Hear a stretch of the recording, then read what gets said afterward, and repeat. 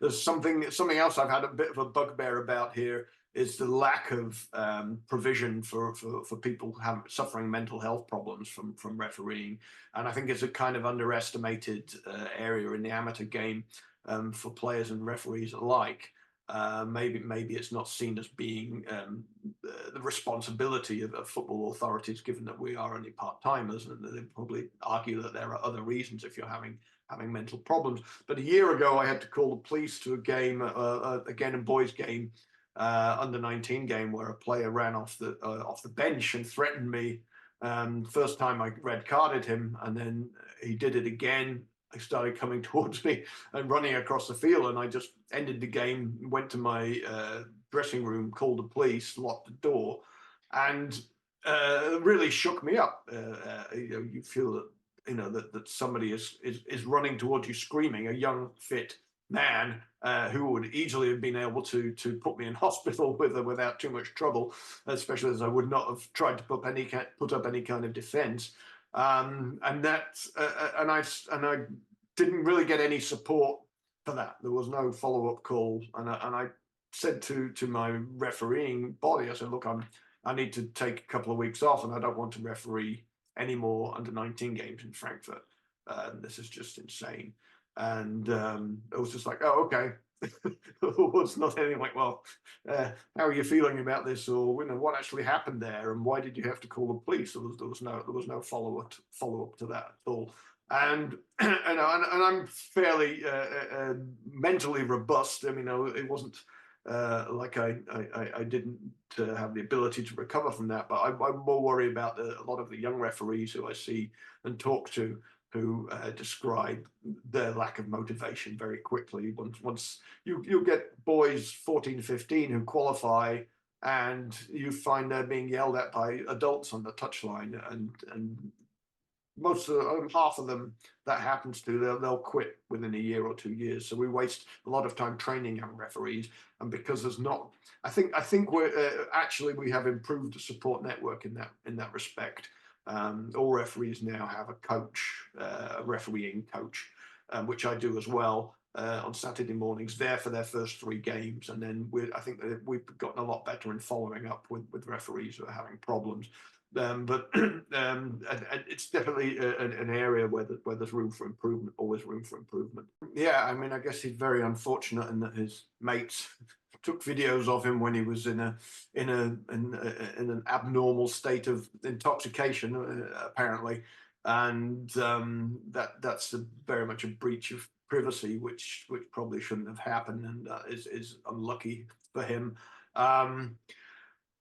As regard, I don't really know enough about the ins and outs of the particular case to come to judgment, but I think it would be good if he had been offered some kind of if he had been offered some support and said, well, why did this happen, and do we have a way of dealing with it rather than just firing somebody? And I think they guys have one look at it. They have 1 second to make that decision. Of course, you're not going to make the right decision every time. And in football, anyway, there are a lot of 50-50 calls that, you ask 50 referees their opinion, and 25 will say one thing and 25 the other.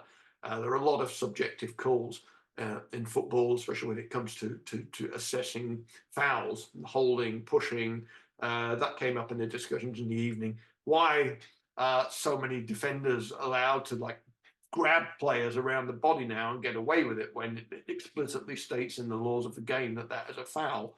And so all these kind of issues, the handball law, don't even get me started on the handball law. There's so many things that make interpreting the laws quite challenging. And as that's discussed so much at high level nowadays, and as decisions are scrutinized by the media and the 27 cameras in the stadium, I think at the amateur level now, more people expect that kind of perfection. They expect, like you with your 2 eyes and no linesman, to make the right decision every time. And that is also a big challenge. So as I say, these young lads were absolutely amazing, and I think we underestimate how much work goes into being a referee, and the devotion that it takes to be a referee at any level, whether you're refereeing under 9s on a Sunday morning, or whether you're refereeing the very top level of the Premier League. I look at the guys refereeing those games, and I think you must have nerves of steel to be able to go out there and in that kind of atmosphere, not just with the 70,000 fans and the screaming coaches on the touchline, but with this intense scrutiny of 27 cameras, being able to see your decision from every single angle.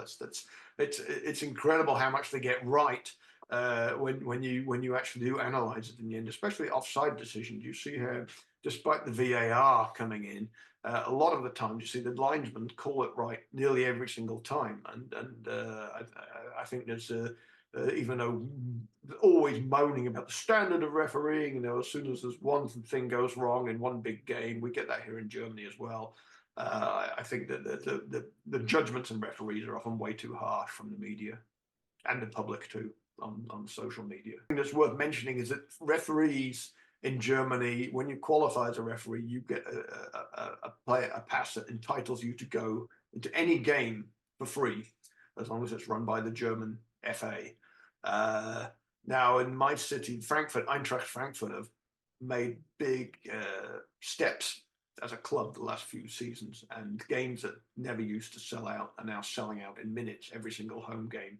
So my feeling is that a lot of young fans thought, oh, this is a way I can actually get a ticket, and not just that, a free ticket, if I become a referee. So that has actually really helped our recruitment drive, and the number of referees giving up is no longer quite as critical as it was a couple of years ago when we did have a genuine shortage.